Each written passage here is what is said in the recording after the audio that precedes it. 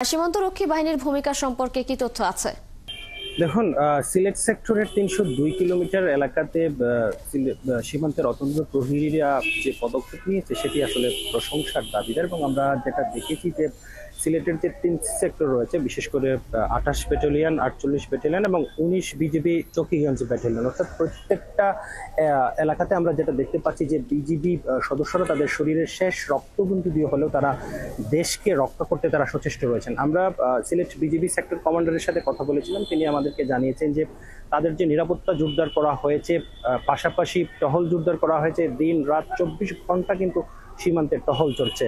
এছাড়া আমরা বিজিবির সাথে কথা বলেছিলাম, তারা আমাদেরকে জানিয়েছেন যে তাদের যে এলাকা রয়েছে প্রত্যেকটা জায়গায় গোয়েন্দা নজরদারি বৃদ্ধি করা হয়েছে, যাতে ভারত অন্যায়ভাবে কোনো নাগরিককে বাংলাদেশে পুশিং করতে না পারে। আপনি জানেন যে ভারতের আসাম রাজ্যের যে মুখ্যমন্ত্রী রয়েছেন হেমন্ত বিশ্বাস শর্মা, তিনি স্পষ্ট জানিয়ে দিয়েছেন যে তাদের দেশে যারা অবৈধ নাগরিক আছে, রোহিঙ্গা আছে, তাদেরকে তারা কোনো কারণ ছাড়াই কিন্তু তারা বাংলাদেশের দিকে তাদেরকে পুশব্যাক করবে। তার এই ঘোষণার পর কিন্তু নড়ে চড়ে বসেছে সিলেট জেলা প্রশাসন। সিলেট জেলা প্রশাসন আমাদেরকে জানিয়েছে ইতোমধ্যে তারা সিলেট সীমান্তে নজরদারি জোরদার করেছেন এবং গেল কয়েকদিন আগে যাদেরকে সিলেটের কানাইঘাট সীমান্তে ভারতীয় সীমান্তরক্ষী বাহিনী বিএসএফ পুশিন করেছিল ১৬ জন নারী পুরুষকে, তাদের সবাইকে জিজ্ঞাসাবাদ করা হয়েছে। তারা বলছেন যে তারা ২-৩ বছর আগে তারা